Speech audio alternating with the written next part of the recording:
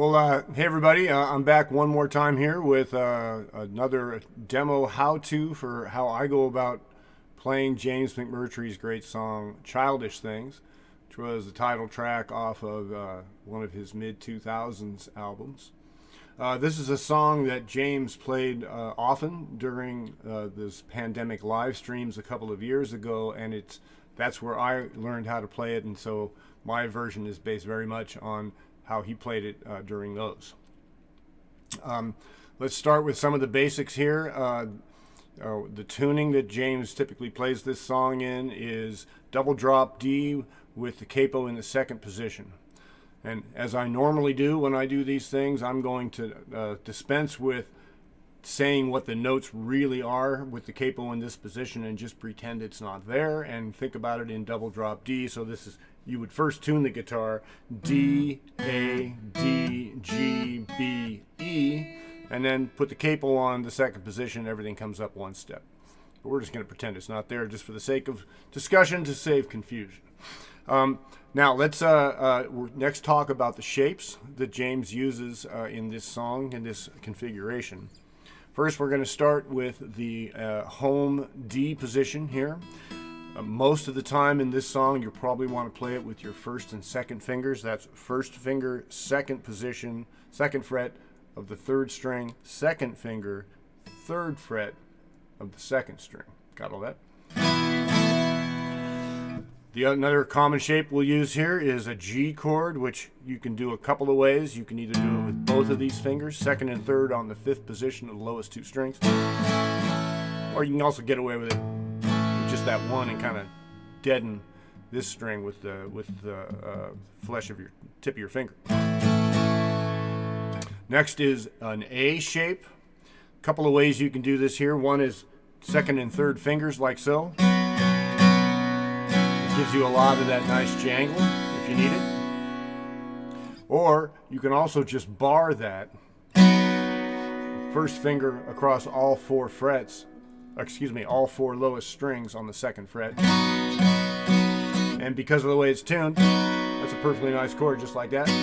Sounds fine. And then there's two more shapes. One is an E minor. So now if this were just a normally tuned guitar, E minor would be those two fingers, but you got to bring this one up one step. So you got to go to the bottom three strings all on the second fret. So I do that with 2, 3, and 4. Like so. And most of the time you play this shape, the next thing you're going to do is slide up to that G, spoiler alert. And then the last chord we'll talk about, the last shape we need, is a B minor shape. So that's first finger, second fret on the fifth string, third finger, fourth string, fourth fret, pinky, fourth fret of the third string, second finger, third fret of the second string. And you can either bar it, lay this finger down, get some of that kind of jangle, or you can leave it open and just put the point of your index finger down here on the second fret. That you're doubling up that D note there. Okay. All right, those are the chords we'll be using. Now, in the studio recording of this song, James does a little cool sounding little intro and then jumps into the main phrase that becomes basically what the verse chords are. I've never really been able to figure that out properly myself, so we're going to dispense with that little bit of fanciness that he does at the beginning there. But let's just go into this main phrase here. It's what I started at the top of this clip.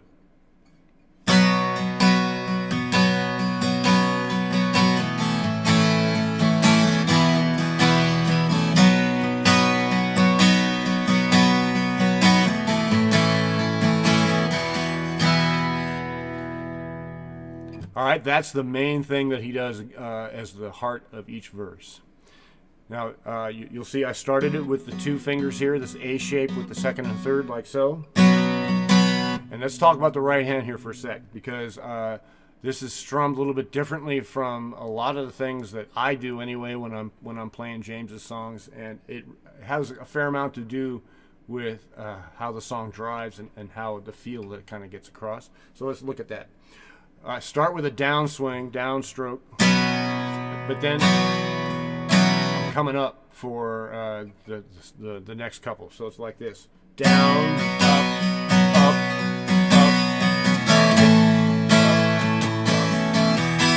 You see, I'm kind of getting a lot of play on that up. So let's go through the intro phrase again now that you kind of got that in your head.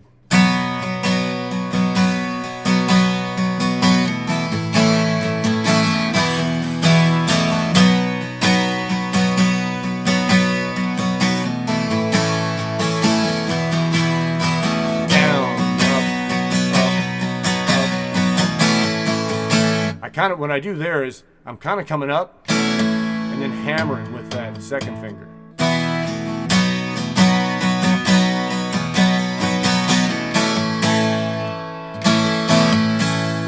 So it's just whatever kind of works for you, but that really helps propel the song, that kind of galloping rhythm that those chords do.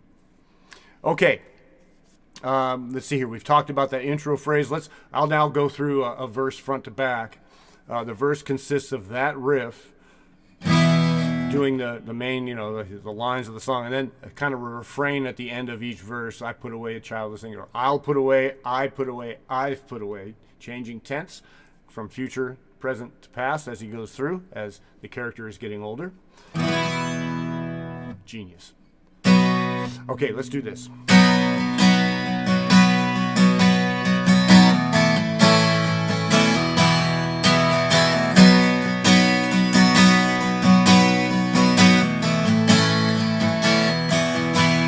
Claire kept her Bible right next to the phone in case she needed a quote. She talked to someone. In my memory she smiles while the blessing said, visions of freeze tag dance in my head. She says I'll grow up big if I eat all my roast. What is it? I still believe in heaven, but I won't believe in ghosts anymore. I'm gonna come back to that. I put away childish things. I'll put away childish things. Okay, we're going to talk about that little riff in between verses too. So at the end of still believe in heaven, but I won't believe in ghosts anymore. He comes back to the home D here, and he does this little trill. I put away childish things. So what he's doing there, he's in the home D position, 1 and 2, and use the third finger there to kind of make that little trill. So you're going up. So what I do there is I'm hammering on with the third finger to get that beginning of the trill, and I'm hammering up, and hammering down with the third finger onto the 4th fret of the 4th string to get that little trill thing happening.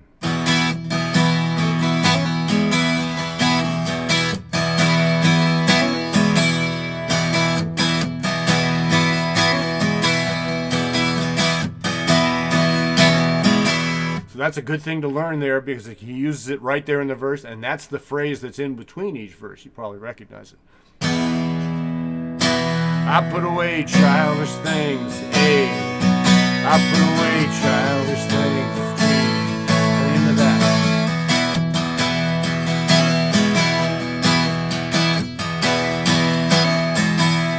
Every other weekend, age of 13. All right, second verse, almost identical to the first verse. Goes through the whole lines, comes back to I put away childish things at the end, twice. And then we get to the first instance of, I'm going to go ahead and call it a bridge. I don't know, maybe it's a chorus. But this is where we use our B minors and E minors for that section. I'll play and sing it here real quick, and then we'll come back and break it down. The wolves howl all night long. They won't stop and they won't go home.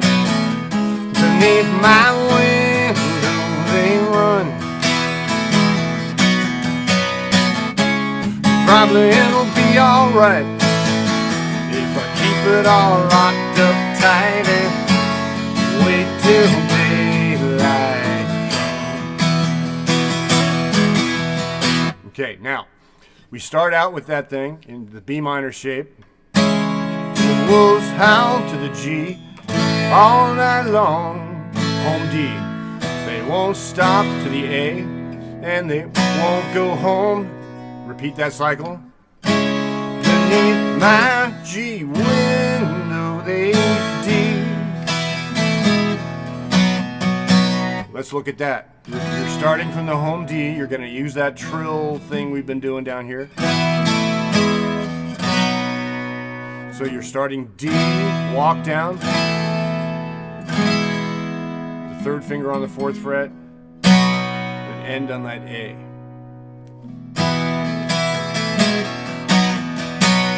And get a good, nice kick right there. Probably it'll be alright. Keep it all locked up tight. Now the second time through, he ends it with the E minor. Wait till daylight comes. So that is E minor. Slide up to the G. Bring it home to the D. From there, in the recorded version, he has an instrumental break, repeats the exact same chords of that section we just did, except this time you've got an awesome Tim Holt guitar solo. At least I think that's Tim Holt playing that solo over the top. Beautiful stuff. And then as he comes out of that chorus section that one last time, comes back into the third verse, which is the same as verses 1 and 2. The main difference, no, actually, there is one difference. That's right. In the third verse, when he comes to the end, the lines are, where's the chord? Sell all my stock, live on the coast. I don't believe in heaven, but I still believe in ghosts. And true, I put away childish things, goes 4 times. I put away childish things. I put away childish things. I put away childish things. And then he goes back to the bridge section. So that's what's different in the third verse. He says the refrain 4 times. And then we go back into the wolves howl all night long, won't stop and won't go home. So he does that pretty much exactly the same as the first time, except at the end of this, okay, we're getting to the home stretch here, he repeats wait till daylight comes twice. Wait till daylight comes. Wait till daylight comes. And then he plays that same phrase to end the song.